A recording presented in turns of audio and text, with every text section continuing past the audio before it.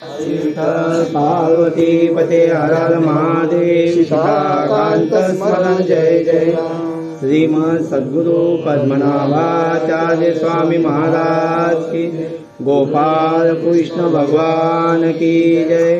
गुरुदेव दत्त मंगलमूर्ति ओम श्री गणेशाय नमः, श्री सरस्वते नमः, श्री गुरुवे नमः, श्री साम सदाशिवाय नमः, श्री माता पिताय नमो।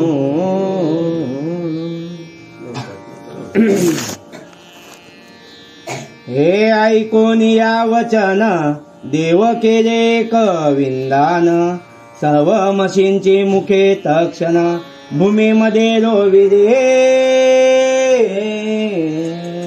वक्रतुंड महाकाय सूर्यकोटी समप्रभा निर्विघ्नं कुर्मे देव सर्व कार्येषु सर्वदा।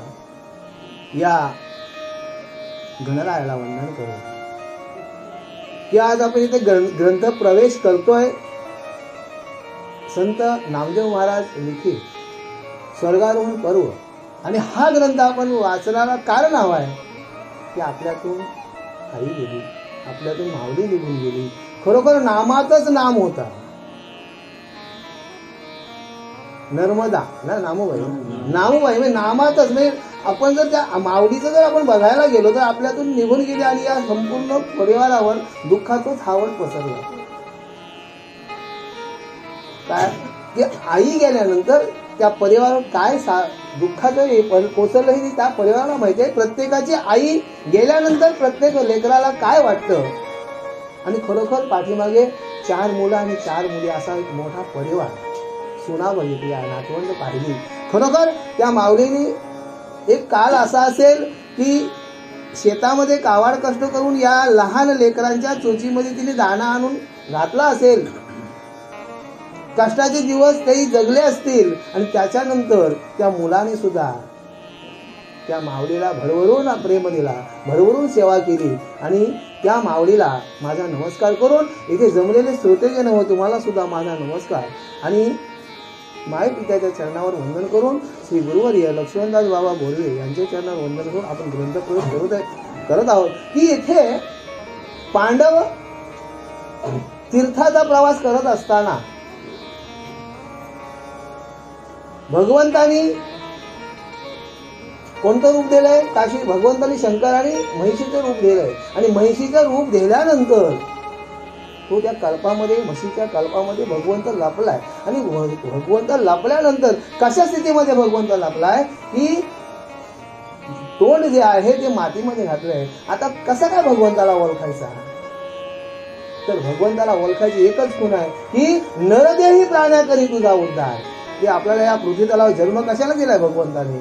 माये पितलांची सेवा करण्यासाठी, आई वडिलांची सेवा करण्यासाठी, स्वर्गीचे अमर इच्छितात मनी मृत्यूलोकी व्हावा जन्म। कशासाठी जन्म व्हावा त्याला? की आम्हाला मायपितांची सेवा, मायपितांची चरण स्पर्श करायचे आहेत। की आपण प्रत्येक वेळेला उदाहरणं घेतली, पाहिली, पुंडलिकासाठी युग्य 28 भगवंत उभा। आपण बोलतोय का पुंडलिकाच्या भेटीला भगवंत गेलं की त्याही मायपित्याची सेवा केली। मग आम्हाला एकच, या समाजाला एकच सांगायचं आहे की आई नसती तर आपण हे समाज पाहिला असतं का? आईने हाताच्या बोटाला, आपण आईच्या हाताच्या बोटाला धरून आपल्याला तिने जग दाखवलं, आणि वडिलांनी खांद्यावर धरून पुढचं जग दाखवलं। आणि पुढचं जग दाखवत असताना वडिलांचा उद्देश काय होता की माझ्या मुलाला मला जे करता आलं त्या मुलाने करावं। आणि आईचा उद्देश काय होता? माझी ही परिस्थिती आहे ती मुलाला येऊ नये मुलाच्या वाट्याला, हे आई वडिलांचं केलं। आणि मग इथे ह्या नामासाठी, या भगवंताच्या नामासाठी प्रत्येक व्यक्तीने ते जन्म घेतलाय। तो कशासाठी? नको करू जप, कुठल्याही प्रकारचा जप पण करू नको, तप पण करू नको, पण तुझी वाणी जर सरळ असेल, जर कोणाला जर तू वाईट बोलला नसेल तर तुझ्या वाणीतूनच तुला भगवंत नाम तुझ्या हृदयात तुझ्या भगवंत संचारेल। आणि मग एकच आहे, काही करू नको, काशीला जाऊ नको, तीर्थेला जाऊ नको, कशाला जाऊ नको। जर आई वडिलांचे जर सकाळी उठून जर चरण वंदन केले तर आपल्याला सर्व काशी केल्याचा पुण्य भेटतोय। आणि हे एवढं असताना मग देवाधिकांनी सुद्धा ती जन्माची याचना करावी की मृत्यूलोक आम्ही जन्म का घ्यावा? श्री रामप्रभूंनी जन्म घेतला. दशरथाने सांगावं की 14 वर्षे तू वनवासाला जा. आताची आपली मुलं बोलतील तर वडिलांना घरातून बाहेर काढतील. तर 14 वर्ष वनवासाला तू जा. त्यावेळेला वडिलांची आज्ञा शिरसामान्य मानाला श्री राम प्रभू. मग आपल्या प्रत्येकाच्या घरात काय आला पाहिजे? रामायण आला पाहिजे. आपल्या प्रत्येकाच्या का रामायण काय सांगते? भावानी भावाशी कसं वागावं, मुलांनी वडिलांशी कसं वागावं आणि वडिलांनी मुलांशी कसं वागावं हे रामायण सांगते. आईने मुलाशी कसं वागावं हे आईने आज्ञा करावी आणि मुलांनी मान्य आई जाते ग मी वनवासाला असं रामप्रभूंनी बोलावं हे रामायण सांगते. मग आपल्या घरात महाभारत नको आहे.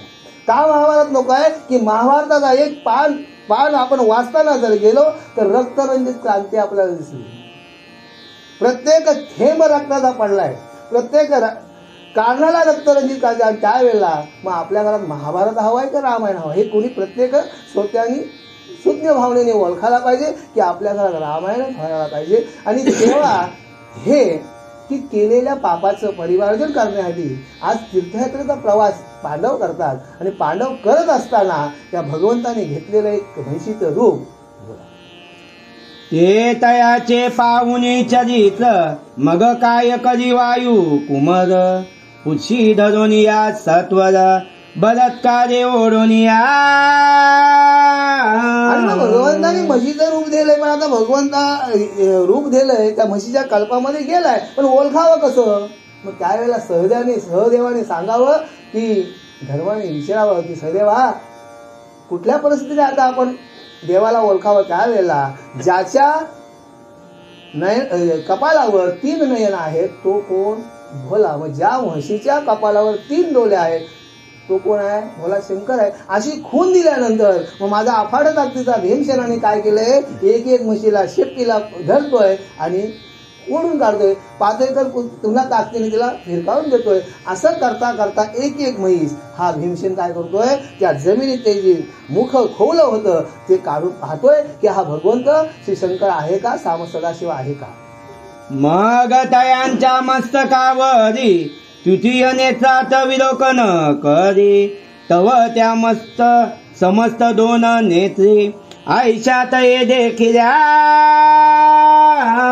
असे अनेक कल्पातील असणाऱ्या म्हशी त्याने उपटून काढल्यात आणि त्यांनी पाहिलं अवलोकन केलं की या म्हशींच्या कपालावर मस्तकावर 3 डोळे आहेत. आणि त्याच्यामध्ये सर्व त्याला काय भेटल्या?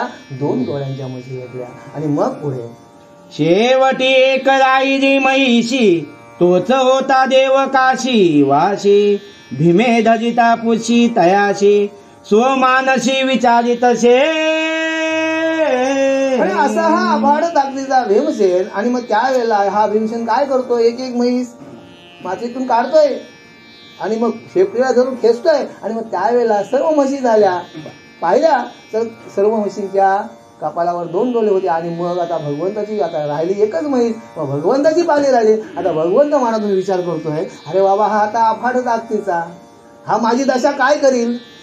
भगवंत मनात विचार करतोय की हा माझी आणि जर त्या शेपटीला माझ्या हात घातला तर माझी दशा काय करील हा? मग की हा कुंतीचा द्वितीय सूत याचे बलाशे अद्भुत आम्ही याशी सापडलो अवचित आता तयास आम्हाला सोडिया.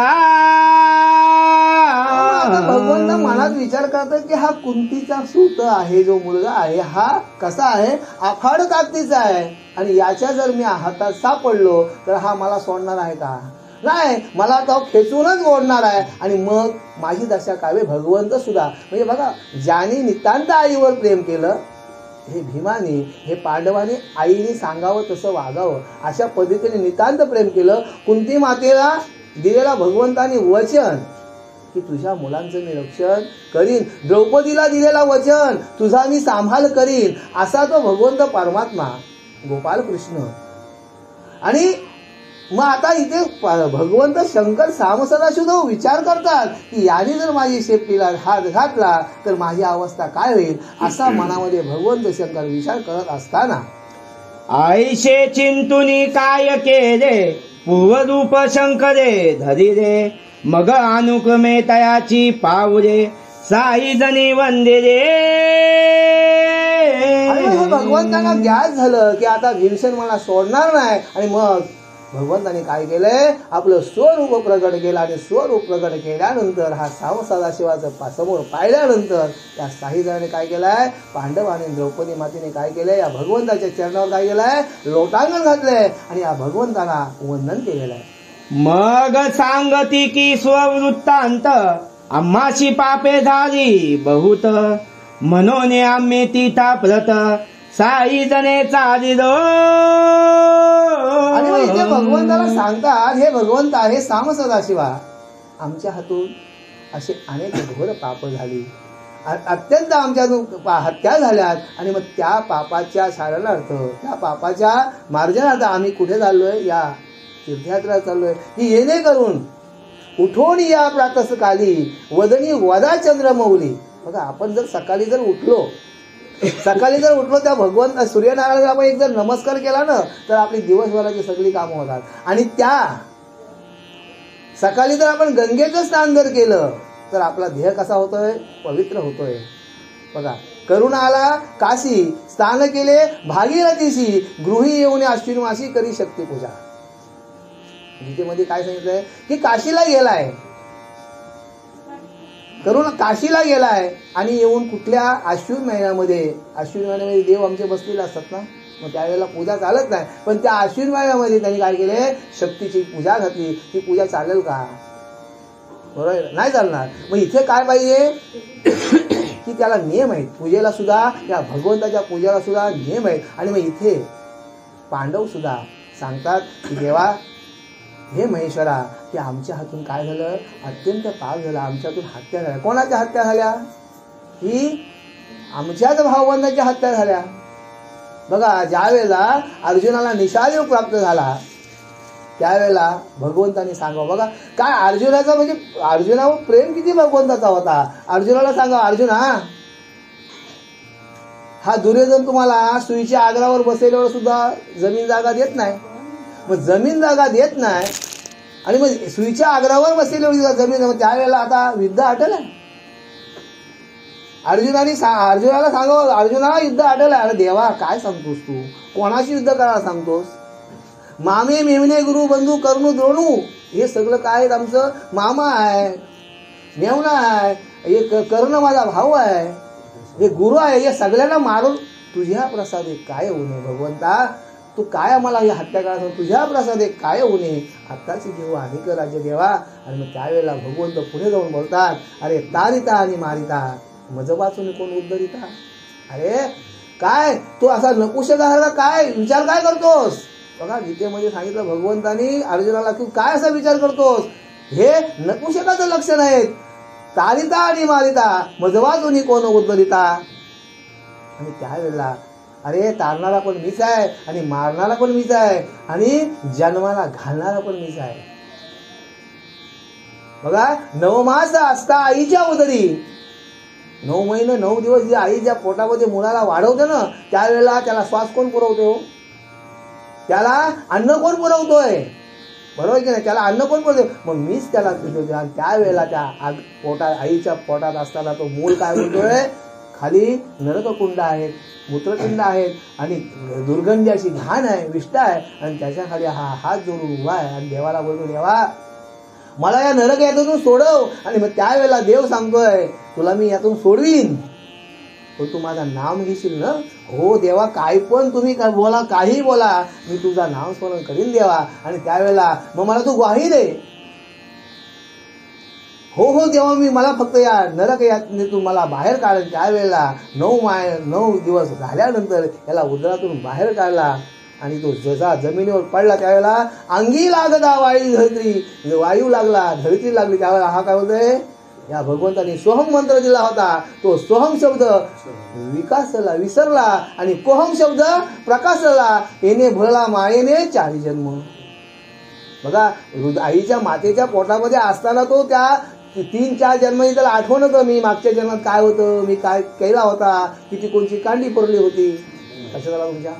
मग मग त्यावेळेला तो विसरला आणि मग त्यावेळेला तो काय रडतोय कसा, कोहम शब्द प्रकाशला येणे भुलला. आणि मग त्यावेळेला तो देवा कहा कहा आपण बोलतो ना, आज पोऱ्या झाला हो आपण बोलतोय ना.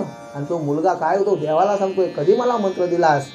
आणि मग त्यावेळेला आणि विसराला मायेने सगळा या मायेच्या मोहजाळात अटकल्यानंतर त्यांनी काय केला, सगळा या मायेच्या मोहजाळातून जर तुम्हाला निघायचं असेल तर तुम्हाला मायेपित्यांची सेवा करायला पाहिजे किंवा मायेपित्यांच्या आज्ञेने तुम्हाला गुरुची सेवा करायला पाहिजे. मग आता इथे आपण जो हा ग्रंथ जो वाचतो हा गुरु शिष्याचा संवाद आहे, राजाचा आणि गुरुचा संवाद आहे. राजाने गुरुला प्रश्न विचारावा आणि गुरुने त्याची मार्मिक उत्तर द्यावं. म्हणजे एवढा मोठा महात्मा या राजाला भेटलाय आणि राजाला ही कथा सांगतोय. आणि इथे मग आता हेच बाप आता तिथे काय बोलला की तारिता आणि मारिता मज वाचून कोण उद्धरिता. अरे अर्जुना, तारणारा पण मीच आहे आणि मारणारा पण मीच आहे. आणि मग मारणारा पण मीच असल्यामुळं तू निमित्ताशी का कारण आता घेई धनुष्य बाण करी श्रेय समस्त कौरवांचा. आणि मग त्यावेळेला अर्जुनाचा अंधकार फिटला, ज्ञानावरूप झाला आणि 11व्या अध्यायामध्ये विश्वरूप दर्शन गीता सांगितली. बघा म्हणजे बघा भगवंताला गीता सांगायचीच होती का. पहिली गीता सांगितली सूर्याला, तिचा लोभ झाला. त्याच्यानंतर गीता सांगितली मनूला, मनूचा तिथून लोभ झाला. त्याच्यानंतर विश्वाकुलाला सांगितली. आता मला गीता कोणाला तिथे सुद्धा त्या गीतेचा लोभ झाला. आता ही गीता मला कोणाला सांगायचीच आहे. आणि म्हणून ही कुरुक्षेत्रावर अर्जुनाला गीता सांगितली. लक्षात आला. मग ही गीता आणि मग त्यावेळेला इथे बोलतात की मग त्या कारणास्तव हा आमचा झालेला युद्ध, या युद्धामध्ये भगवंता आमचे गुरु मेले, आमचे बंधू मेले, असे अनेक सैनिक कितीजणांचे संसार उघड्यावर पडली. आणि मग त्या पापाच्या शालनास्तव आम्ही देवा शंकराला विनंती करतात, पांडव देवा आम्ही इथे आलोत आणि तुम्ही आला आम्हाला दर्शन दिलं, आम्हाला पुनीत केलात. आणि मग पुढे भगवंत काय बोलतात शंकर, तव तीर्था मागितार केते बहुपदव दिदरे आमोते म्हणून तेथे आमुच्या हाते पातके बहुत झाली भगवंता अजून तुम्हाला पुढे जाऊन काय सांगू की ज्या वेळेला आम्ही हा तीर्थयात्रेचा प्रवास मार्गक्रमण करत असताना आम्हाला तालकेतून आम्हाला उपद्रव केला, भरपूर त्रास दिला आम्हाला. आणि मग त्यावेळेला तालकेतून काय केला, द्रौपदी मातेला सुद्धा पळवून नेली. चुकली होती ती माऊली आणि मग तिला सुद्धा सोडून आणण्यासाठी आमच्या हातून तीन औषधी काय केले, या भीमाच्या हातून काय केलं, सैन्य दैत्य मारले गेलं. आणि मग ती सुद्धा पातका आमच्यावर लादली गेली. आणि मग त्या पातकाचं शालन करण्यासाठी जेव्हा आम्ही आलोत असं इथे पांडव बोलत आहेत. आता दर्शन तुमचे झाले म्हणून पवित्र पाहिजे केले तव देवे तया आश्वासी रे धर्मा झाले ती पुनीत. आणि मग तिथे आता बोलतात भगवंता की तुमचं आम्हाला आता दर्शन झालं, तुमचं आम्हाला दर्शन झालं देवा. आणि मग तुमच्या दर्शनाने आम्ही कशी झालो, पुनीत झालो. आणि त्यावेळेला भगवंत शंकर बोलतात, अरे धर्मा, ज्या वेळेला तुम्ही माझ्याकडे येण्याचा मार्ग पत्करलात, ज्या वेळेला तुमच्या मनातून देवाला जाण्याची इच्छा झाली त्यावेळेला देव आपोआप देवाला भेटल. हो बघा, आपल्या मनातून आलं पाहिजे. तुम्ही आम्ही सांगून जमणार नाही, अरे जा सकाळचा देवाला जाऊन ये, हे सांगून आपल्या मनातून अंतर्मनातून उमटलं पाहिजे. आणि मग इथे भगवंत काय बोलते, ज्या वेळेला आकाशवाणी झाली ना त्यावेळेला तुम्हाला सांगितलं तुम्ही काशी विश्व दर्शनाला जा, तेव्हा तुम्ही जेव्हा माझ्या तीर्थयात्रेचा मार्ग जेव्हा तुम्ही पकडलात त्यावेळेला तुम्ही काय झालेलात, या सर्व पापातून पुनीत झालेला आहात. अरे आमुचे जेव्हा झाले दर्शन तेव्हा तुमचे पाप गेले पळून. आता तुम्ही जावे येथून हिमाचल पर्वताचे. नुसतं आमचं दर्शन झाल्याबरोबर, आमच्या चरण स्पर्श झाल्याबरोबर तुमचं पाप कसं झालं, पळून गेलं, वाऱ्यासारखं पळून गेलं. आता तुम्ही काय करा की हिमाचल पठार आहे त्या पठाराच्या रस्त्याने तुम्ही पुढची वाटचाल करा असे ते भगवंत सांगत आहेत. तो गिरी असे ते दुर्घट आणि नाही पाय वाट कृष्ण सांडोनिया वैकुंठ पीठ वाट पावतो तुमचे. भगवंत सांगतात की तो जो गिरी आहे, तो जो पर्वत आहे, तो असा आहे की खडखड असा प्रवास करणार.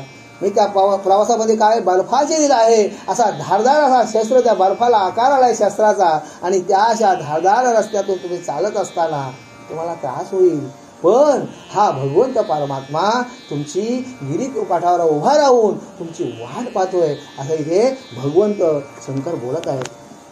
पुण्य देई तो तेथे जाईल, येरावगे खच तीर, ऐशे बोलून या बोल, शिव तत्काळ गुप्त झाला. इथे काय झालं, पुण्य देही ते म्हणजे पुण्य जे देहाना असेल, ज्याच्या हातून पुण्य घडला असेल, बघा तिथे काय झालं की तो इथे वाचेल. ज्याच्या हातून पुण्य देही असेल तो वाचेल. येर ते काय होतील, खचतील. आता येर ते कोण, बघा, तुटला आयुष्याचा दोरा, येर वावगा पसारा. ज्या वेळेला माणसाच्या आयुष्याची माल तुटतं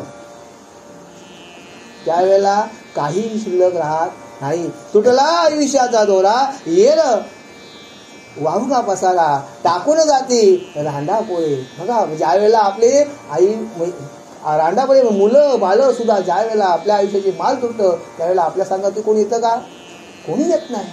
सगळे सोयरे जमतील, सगळे सोयरे येतील, सगळे आपटेस्ट येतील, सगळे येतील, पण शेवटला तुला जन्माला एकटाच येणं आणि एकटाच जाणं आहे. मग मला सांगा की ज्या वेळेला तुम्ही तुमच्या आयुष्याचे माल तुटतं त्यावेळेला समोरली हा मायेचा पसारा जमा होतोय.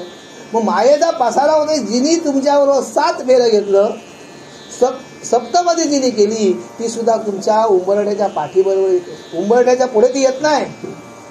काय येत नाही की तिला सुद्धा मर्यादा आहेत. तुमचे मुलं बाला येतात, तुमचे परिवार येतोय, तुम्हाला स्मशानाबरोबर नेतात. बघा, ज्या वेळेला हा आपला देह पाडल्यानंतर काय बोलतात, काढा काढा याचा झाला भूमिभार. याला काढा येतात की 5 तासाच्या वरती आपण प्रेतात्मा घरी ठेवू शकत नाही. माझा प्रेतात्मा आपण घरी ठेवू याला कारण काय की त्याच्यावर विज्ञान काय सांगतोय की त्याच्यावर सूक्ष्म जीवांचा संचार होतोय आणि अनेक जीव त्या प्रेतात्म्यावर तयार होतात आणि मग तिथे आलेल्या माणसांना ते जीवात्म काय होतात, त्रासदायक असतात आणि त्याच्यामुळे 5 तासावरती आपण प्रेतात्मा ठेवू शकत नाही. मग आपण त्याच्यावर काय करतोय, जेव्हा प्रेतात्मा नेतो त्यावेळेला आपण काय करतोय की आपण गोवऱ्या जाळतोय, शेणी जाळतोय. पण शेणीमध्ये बघा, तुम्ही होलीला शेणी जाळताय त्याचा वास वेगळा आहे.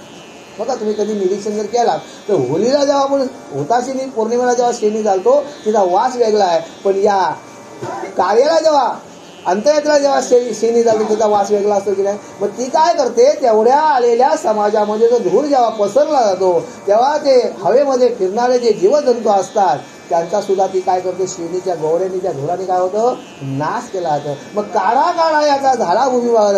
लोक पण बोलतात आता काढा, आणि त्याच्यानंतर तुम्हाला स्मशानामध्ये घेऊन जातात. घेऊन गेल्यानंतर वेशीपर्यंत मुलगी रडत येते, वेशीपर्यंत, वेशीच्या पुढे मुलगी येत नाही. आणि वेश पाळल्यानंतर हा देह स्मशानात नेल्यानंतर सगळे सोयरे काय करतात, भडाकणी दिली जातं, महामाराची बोंब मारली जातं. ते बोंब मारल्यानंतर हात बांधतात आणि सगळे परत. बघा, जन पळ बरं म्हणतील हाय हाय, मी जाता राहील कार्य काय. बघा की जन पळवर म्हणतील हाय हाय, मी जाता राहील कार्य काय.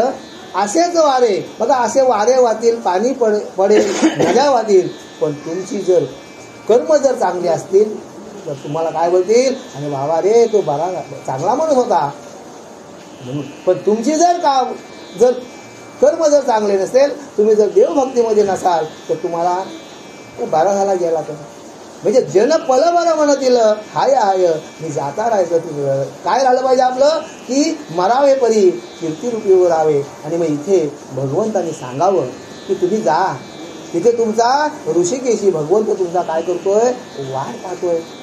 आणि वाट पाहत असताना मला शब्द गेला की बोलून राहिलं, तुटला आयुष्याचा दोरा, येर वाहू का पसारा. की ज्या वेळेला आयुष्याची माल तुटतं त्यावेळेला इथे कोणालाही राहता आला. बघा 14-14 ज्यांनी राज्य भोगलं रावण, त्याला सुद्धा राहता आलं नाही. राम प्रभूंना सुद्धा राहता आलं नाही. बघा, कर्म कर्म वियोगे राम मेला, दशरथ मेला, कर्म योगे रावण सुद्धा गेला. मग इथे कोणाला महाराजाला सुद्धा राहता आलं नाही का, की ह्या काळाची गती अशी आहे की तुम्हाला दिलेला काय वेळ, तुमची काळाची मर्यादा संपली की तुम्हाला इथून जाणं आहे. मग पंडुरायाचे नंदन, धम भीमादी 5 जण, सवे द्रौपदीशी घेऊन झाले तेथून चालते. आणि मग इथे पंडू रायाचे नंदनी ते पांडव 5 जण द्रौपदीला संगाती घेतले आणि मग आता पुढचा प्रवास हे आता हिमाचलचा पठार चढायला लागलेले आहेत. 6 जणे माग क्रमिती उत्तर दिशेशी वेगे जाते, तव पुढे बद्रिकाश्रम प्रते अवलोकिती जाळे. आणि मग असा पुढचा हा हिमाचलचा पठार चालत असताना हे उत्तर दिशेला यांचा प्रवास चालू आहे. आणि मग तिथे प्रवास चालू असताना तिथे त्यांनी काय पाहिलंय की बद्रिकाश्रम पाहिलं का. बघा एक वेळेला आपण कधीतरी म्हण आहे एकदा तरी बद्रिका तीर्थ जर केला तर पुन्हा बरोबर आहे ना. म्हणजे पुन्हा जन्म मरणाचा फेरा त्या माणसाला नाही. मग जन्म मरणाचा फेरा माणसाला नाही, पण इथे जन्म घ्यावा लागतोय वासने पोटी. जर आमची वासना जर राहिली तर आपला जन्म घ्यावा लागतोय. की आमची वासना काय आहे. अरे मी राज भरपूर कमवलाय, बंगला बांधलाय 4 कोटीचा 4 कोटीचा बंगला बांधलाय, पण ती मुलं त्या बंगल्याच्या छतावर तुम्हाला जाणार नाही तो. बरोबर घालतील का बंगल्याच्या छतावर. नाही, तुम्हाला स्मशानाचाच रस्ता पाहिजे. आणि मग ज्या वेळेला तो का अरे काय मी सांगू तुम्हाला कसला मी आंघोळीचा रूम बांधलाय, स्नानगृह बांधलाय, शेवटची आंघोळ तुमची कुठं होईल अंगणातच होईल. मग मला सांगा तुमचा काय हा सगळा काय मायेचा बाजार आहे. बरोबर मायेचा बाजार. बघा या सांगताना संत नामदेव महाराजांनी आपल्याला एक असे गोड असे एक ग्रंथ दिलाय. त्यावेळेला संतांची म्हणती सांगताना की ज्ञानाचे धडे आपल्याला भरपूर दिले. 1400 वर्षे तप करणारा चांगदेव 1400 त्यांनी विचार केला की ही चिमुरडी मुलं यांना लोक संत म्हणतात, यांची मोठी ख्याती आहे. रेड्यापैकी वेद बोलवलं. मग या मुलांना यांना संत म्हणावं, देव म्हणावं की लहान मुलं म्हणावे, यांना भेटायला कसं जावं. मग त्यांनी एक पत्र लिहिला की मी तुम्हाला भेटायला. आता पत्र लिहायला घेतला तर तो पत्र यांना आता स्त्री लिहावं तर मायापेक्षा लहान आहेत. चिरंजीव लिहावं तर ज्ञानी आहेत. त्यांनी पत्र काय केला कोराच पाठवला. आणि हा पत्र मुक्ताईच्या हातात आला. आणि मुक्ताईने पाहिलं आणि मुक्ताई काय बोलते कोरा रे कोरा. चांगदेव बोलतो कोरा. एवढं वर्ष 1400 वर्ष यांनी तपश्चर्या केली, पण याच्यावर अर्थ काय आलाय शुद्ध अभ्यास नाही. आणि असा हा चांगदेव ज्या वेळेला ज्ञानेश्वर महाराजांना भेटायला येतोय त्यावेळेला येताना आता रुबा मोठा ऋषी आहे, संत आहे. मग कसा येतोय की वाघावर बसून येतोय. हातात सर्पाचा चाबूक दिलेला आहे. आणि सर्पाचा चाबूक दिल्यानंतर गावात भोम उठली. चांगदेव महाराज आले. कुठे आलेत तर ज्ञानेश्वर महाराजांना भेटायला आलेत. आणि मग ही मुक्ताई निवृत्ती ज्ञानदेव स्वपान मुक्त ही काय केली आंघोळ झाली होती आणि एका भिंतीवर बसली होती. आणि त्यांनी नामदेव ज्ञानेश्वरांनी सांगावं चल ग बाई कुठं संत आलेत, महात्मे आलेत त्यांच्या भेटीला. म्हणजे 1400 वर्षे तपश्चर्या करणारा मनुष्य हा जिवंत वाघावर येतोय. आणि आमची ज्ञानाने ओथंबून भरलेली ज्ञानाई मुक्ताई ही कशावर चाललेत एका निर्जीव भिंतीवर चाललेत. काय सांगू प्रभूची मात जगाला दावी येले कोडे, ज्ञानदेव बैसले भिंतीवर भिंत चालली पुढे पुढे. ब्राह्मण म्हणती चांग देवा वेद बोलती रेडे. का ब्राह्मण काय सांगतात अहो महाराज ही जी मुलं ही अशी सामान्य नाहीत की ते रेड्यामुखीचा वेद. आणि त्यावेळेला चांग देवाचा गर्व पळाला तोही लागला चरणापुढे. असे आमचे संत आहेत. असे संत नामदेव महाराज यांनी आपल्याला हा ग्रंथ अमोघ असा ग्रंथ दिला. की कशासाठी दिला की येणे करून पांडवांनी सुद्धा रस्त्यामध्ये आईचं कार्य केलं. तिथे सुद्धा ते 12 दिवस वास्तव्याला राहिलं. मागच्या याच्यात होऊन गेलं तिथे सुद्धा राहिलं. मग काय आपल्याला हे ग्रंथ काय शिकवतो. आपल्याला गीता काय शिकवतोय की गीता काय शिकवते की जगावं कसं. आणि भागवत काय सांगतोय की तुम्हाला शेवटचा जर मरावं कसं तर तुम्ही एकदा तरी भागवताची एक तरी ओवी वाचावी. तुम्हाला जर जगायचं जर चांगलं असेल तर एक तरी ओवी अनुभवावी. ज्ञानेश्वर महाराजांनी आपला सांगितला की प्राकृत भाषा मध्ये आपल्याला जे करून दिली, संस्कृत जी गीता होती तिचा प्राकृत शब्दामध्ये आपला मराठी भाषेमध्ये भाषांतर करून दिला, हे गीताशास्त्र आपल्याला दिला, ही ज्ञानेश्वरी म्हणून आपली प्रचलित आली. आपल्या घरात आपला धर्मग्रंथ नसावा? मग आपला धर्मग्रंथ कोणता? गीता आहे ना की ज्ञानेश्वरी? गीता ज्ञानेश्वरी एकच आहे. मग आपल्या प्रत्येकाच्या मुलाला सुद्धा माहिती पडलं पाहिजे की आमचा धर्मग्रंथ कोणता आहे. आमच्या जर मुलाला आम्ही प्रश्न केला की धर्मग्रंथ कोणता, तर मुलगा काय सांगतोय? बाबाला विचारतो. पण कधी जर तुम्ही विचार केला की यवनाच्या मुलाला जर तुम्ही विचारलात ना आपला धर्मग्रंथ, तो लगेच आले कुराण शरीफ. म्हणजे किती म्हणजे धर्माबद्दल किती प्रत्येका आयुष्याच्या आमच्या मुलाला आमची गीता शास्त्र एवढा मोठा धर्मग्रंथ आहे. एकदा तरी त्याला नमस्कार करून तुम्ही गेलात ना घरातून तर तुमचे कार्य सुफल होतील. असा हा गीताशास्त्र धर्मग्रंथ आहे आपला. आणि हे आपली हिंदूंचं काय आहे?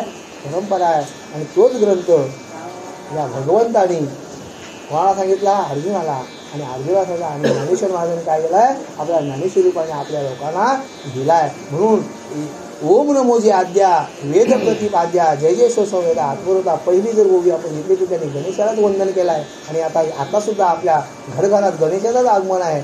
आणि मग त्या बाप्पाला सुद्धा आपण प्रत्येकाने काय केलं पाहिजे? मनोभावानी मनातले जे आपले गारण आहे ते सांगितलं पाहिजे. मग तसेच आपले ग्रंथ काय सांगतात की येणे करून तुम्ही माय बाप हे दैवत माझे असता माझ्या घरी कशाला जाऊ मी पंढरपुरी. ते आई वडिलांसारखे दैवत नाही. त्यांच्या जर चरणावर जर तुम्ही लोटांगण घातलात तर तुम्हाला कुठेच तीर्थाला सुद्धा जायची गरज नाही. ऋषीवन देखता गण चित्ताशी झाले समाधान मनाशी येऊन मन सहजची येणे.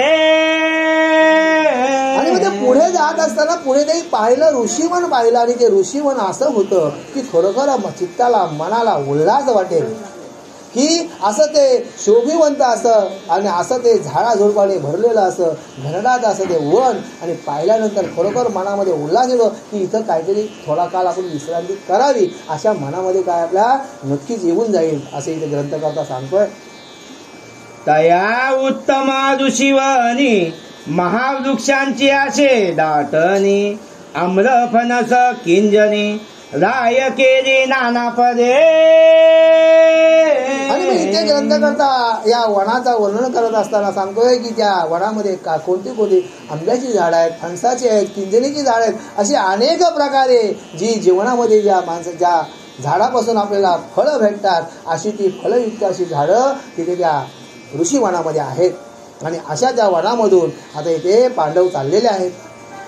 पोपये डाळिंब अंजीर ऊस नारळी पोपरी खजूर सफल द्राक्षी मंडप अपार खिसमिस ते उत्तम. म्हणजे बघा त्या वनामध्ये सांगितले पोपली आहेत, अंजीर आहेत, खिसमिस आहेत, द्राक्ष आहेत, असे अनेक प्रकारची झाडे त्या ऋषीवनामध्ये आहेत. आणि त्या ऋषीवनातून हे पांडव जात आहेत. आणि तया बद्रिकाश्रमांत कदर वृक्ष असती बहुत कर्पूर जयांच्या पोटात अतिउत्तम होतसे.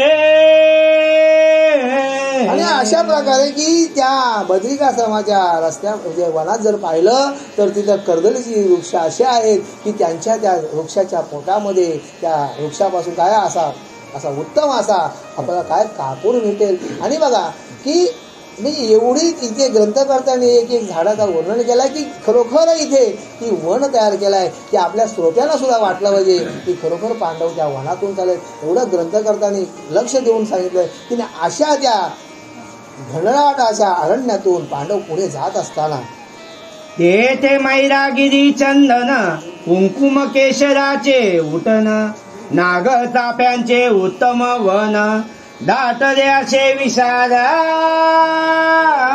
बघा इथे मैलगिरी नावाचा चंदन आहे. तो चंदन एवढा हे आहे की त्याच्यामध्ये तो बघा चंदनाचे झाड पाय हे चंदन. बघा म्हणजे जर आपण इथे सांगितलं गेलंय की चंदनाचा मैलगिरी चंदन असा आहे, तो जर उकळत्या तेलामध्ये जर त्याचा एक थेंब जर टाकला उगालो तर तेल काय होतो? शांत होतोय. मग तो जर आपण डोक्याला लावला तर आपला डोका नक्की शांत होईल की नाही. मग चंदनाच्या अंगामध्ये गुण काय की चंदन स्वतः झिजतोय. चंदन स्वतः झिजतोय पण दुसऱ्याला सुगंध देतोय. पण त्या चंदनाच्या संगतीला राहणारा बाबूल, तिला आपण चंदन बोलू नाही बोलणार का? चंदना बाबूल जरी तिला बाबूलच बोलू पण तिच्या संगतीला जरी राहिला तरी चंदनाचा गुण त्याच्या येणार नाही. मग असं हे चंदन, मैलगिरी चंदन, आणि असं त्या अरण्यामधून पांडव पुढे चाललेले आहेत. तेथे नाना पुष्प जाती जाई जुई गुलाब शेवंते पारिजात कबऊ असते आणि मंदारादी कल्पतरो. अनेक प्रकारची पुष्प, फुलं, पारिजातक असे अनेक प्रकारचे तिथे सर्व या वृक्षताला भरलेला असा, तरुवाराने भरलेला असा तो ऋषीवन आहे. आणि त्या वनात बोला तेथे पक्षी असती बहुत मयूर उत्तम शब्द करीत पंचमस्वरी कोकिला गात पारवे बहुत घुमघुमते.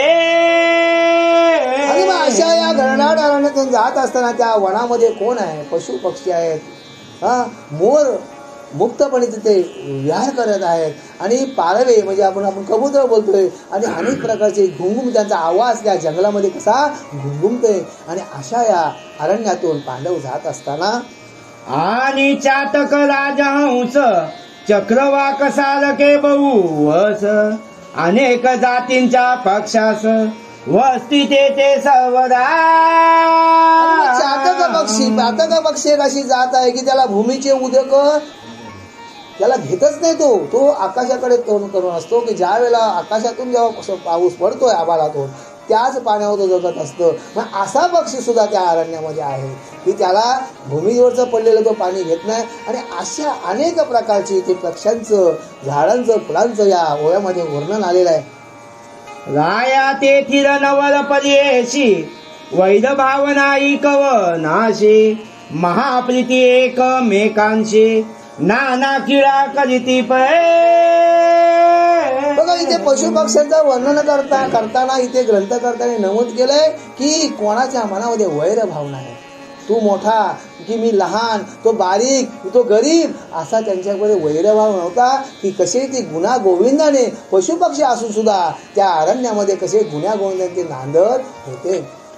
आईशे ते सिद्धवन पायी सकल ताप तेथे जाई सकल जीवांशी विश्रांती देई आईशा पुण्यवना देखून या. आणि असं ते पुण्यवन आहे की जसं आपण मंदिराच्या अंगणात गेलो की आपल्या मनाला आल्हादपणा वाटतं. की आपण बघा मंदिराच्या समोर गेल्यानंतर अंगणात उभ्या आपल्या असा सहजगत्या आपल्या त्या भगवंताच्या मूर्तीपुढे हात जोडले जातात. की का?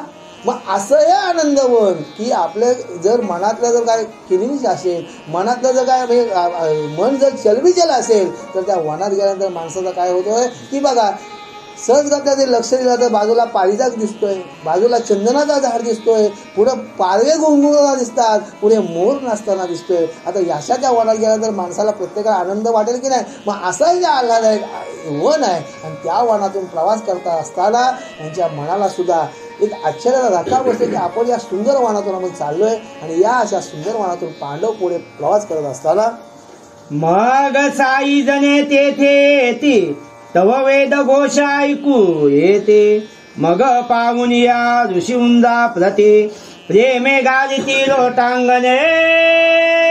आणि मग पुढे असा वनाचा हा रस्ता पुढे चालत चालत जात असताना पुढे काय होतोय? वेद घोष कानावर ऐकायला येतात. बघा की आपण गावाच्या बाहेरच चाललोय, हनुमंताच्या मंदिरामध्ये जय जय रामकृष्ण हरी जर भजन चालू असेल तर ते आपल्या कानावर मंत्र येतील नाही. आपण सहज गत होतो शिर्कीला सप्ताह चालू आहे हो, लक्षात आलं घ्या. मग इथे वेदघोष कान आले, वेदघोष ऐकायला आले. ऐकायला काय दिसते समोर? ऋषीवृंदांचा मेळा दिसतोय. ऋषीवर आणि मग त्या ऋषीवृंदा मेळा दिसल्यानंतर पांडव तिथे जातात आणि त्या ऋषींना सुद्धा काय करतात? ऋषीवरांना त्या नमस्कार वंदन करतात. आणि मग सकल ऋषीगण धर्माची देती शेमा रिंगण द्रौपदी सहित पंडू नंदन चौघे करीती नमस्कार. आणि मग तिथे हा ऋषीवरांना नमस्कार घातल्यानंतर ऋषीवरांनी काय केलंय? धर्माला आलिंगन दिलंय, गलाभेट झालेली आहे. आणि गलाभेट झाली इथे सुद्धा द्रौपदीने सुद्धा दर्शन घेतलंय. आणि चार भावाई सुद्धा त्या ऋषींचे दर्शन घेतले आणि मग पुढे मग ऋषी आज्ञे ते सगळे दभासनी पांडव बैसरे तव आनंदे विदुर ते वेरे प्रेमे भेटला पांडवांचे. आणि मग इथे आता या पांडवांना काय केलंय, या ऋषीवराने काय केलंय, गवताच्या आसनावर बसवलंय आणि गवताच्या आसनावर दरवासनी बसविले. आणि मग तिथे आता कोण भेटले, आता विदुर काका ही या महाभारतातली एक महान अशी व्यक्ती. भगवंतानी विदुर काकांना भगवंतानी विदुर काकांना येऊन काही गोष्टी विचाराव्यात. एवढा उच्च टोकाचा ज्ञान असणारा विदुर काका, असा न्यायप्रिय असा विदुर काका, जर राजकारणी असेल तर विदुर काका एक नंबरचा राजकारणी विदुर काका होता. पण एक नंबरचा राजकारणी भगवंत आहे, लक्षात आला. मग एक नंबरचा राजकारणी भगवंत, 2 नंबरचा विदुर काका, 3 नंबरचा चाणक्य आणि 4 नंबरचा भरत आणि 5 नंबरचा कोण, माझा राजा शिवाजी. हे असे न्यायप्रिय राजे होऊन गेले, राजकारणी होऊन गेले. एखाद्या पाटलाने एखाद्या बाईवर अन्याय करावा आणि त्याचा न्याय निवाडा करताना शिवाजी महाराजांनी त्या पाटलाचे हातपाय तोडावं असं कठोर शासन देणारा माझा कोण होता, शिवाजी राजा होता. चाणक्य नीती काय सांगतोय की राजांनी राज्यकारभार करताना प्रजेचा सुद्धा विचार करायला पाहिजे की माझी प्रजा जेवली आहे का नाही, माझी प्रजेचा अन्न भेटते का, हे चाणक्य सांगतोय. आणि गोपालकृष्णाची नीती जर काय सांगतोय की जो माझा नामस्मरण करतोय तो माझा कोण आहे, भक्त आहे.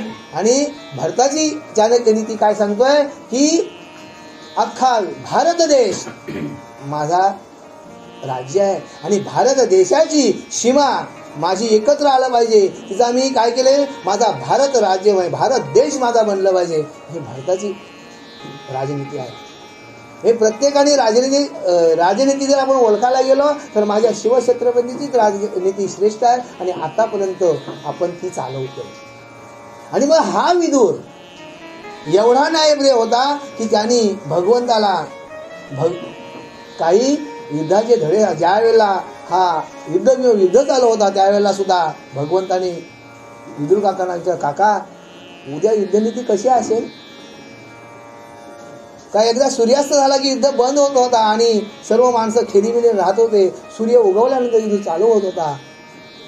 ज्याच्या हातात शस्त्र असेल त्यानेच युद्ध करायचा होता, ज्याच्या हातात शस्त्र नसेल त्याला युद्ध करता येत नव्हता किंवा त्याच्यावर कोण वार करत, ही युद्धनीती होती. आणि मग विदुर काकांना विचारावं, काका उद्या काय युद्धनीती आहे. त्यावेळेला विदुर काकाने सांगा, अरे भगवंता तू काय रे मला प्रश्न विचारतोस, चालविता धनी तूच आहेस आणि तू मला काय असे शब्द विचारतो. नाही काका, तुम्ही वयाने थोर आहात, अनुभवाने थोर आहात. मग मी जरी युद्धामध्ये जरी सारथी जरी असलो, सारथ्य जरी करत असलो तरी युद्धनीती ही तुमची श्रेष्ठ आहे. म्हणजे एवढा विदुर काकांना उच्च स्थान देणारा हा भगवंत गोपालकृष्ण. आणि मग तिथे विदुर काकांची पांडवांना भेट झाली. आणि मग पुढे मग परस्परे वृत्तांत एरांशी केला श्रुत विदुराशी धम पुषे वृत्त धृतराष्ट्र गांधारीचे. आणि मग इथे काय झालंय, एकमेकांच्या भेटी आपण बघा, जर कुठे भेटल्यानंतर किंवा एखाद्या कार्यामध्ये भेटल्यानंतर आपण प्रत्येकाला बाबा तुझं कसा चाललाय, मुलंवाले कसे आहेत. आणि मग इथे पांडवाई सुद्धा विदुर काकाला विचारलं, काका कसे आहात तुम्ही. आणि मग गांधारी आणि धृतराष्ट्र कसे आहेत हा प्रश्न केल्यानंतर पुढे काय झालं, केती उभयता हस्तिनापुरे रान धरुनी आज वरे राही रे असती कैसे परे ते न करे स्वामिया. आणि मग इथे सांगतात की आजपर्यंत यांचा एवढा वय झालाय तरी धृतराष्ट्र आणि गांधारी अजूनपर्यंत जिवंत का आहेत आणि कशासाठी जिवंत आहेत, अजूनपर्यंत ते कुडीमध्ये जीव धरून का राहिलेत, हे स्वामी आजपर्यंत आम्हाला त्याचा काय पत्ता लागला नाही. आणि याचं कारण काय असावं. तव विदुर मने दृष्टीला तुम्ही शिवाचे सांगितले करा आम्ही जातो हस्तिनापुरा अनावया दोघांचे. विदुर काकांना धर्मराजाने प्रश्न केलाय की काका काकू कसे आहेत. त्यावेळेला विदुर काकाने मार्मिक उत्तर द्यावं की अरे धर्मा, की जे भगवंतानी शिवशंभूने जे तुम्हाला सांगितलंय त्याप्रमाणे तुम्ही कार्य करा. आणि मी काय करते, हस्तिनापुरात जातोय आणि तिथे काका काकू कसे आहेत, विदुर आणि गांधारी कसे आहेत हे पाहतोय, त्यांचा समाचार मी घेतो. ती काय तुम्ही चिंता करू नका, फक्त तुम्ही भगवंतानी जे शंकर प्रभूंनी जे तुम्हाला सांगितलंय त्याप्रमाणे त्यांच्या मार्गावर तुम्ही चाला, असे ते विदुर बोलत आहेत. पुंडरीकवदाधीश पार्वती पते हर महादेव सीताकांत स्मरण जय जय राम. श्री गोपाल कृष्ण भगवान की जय. श्री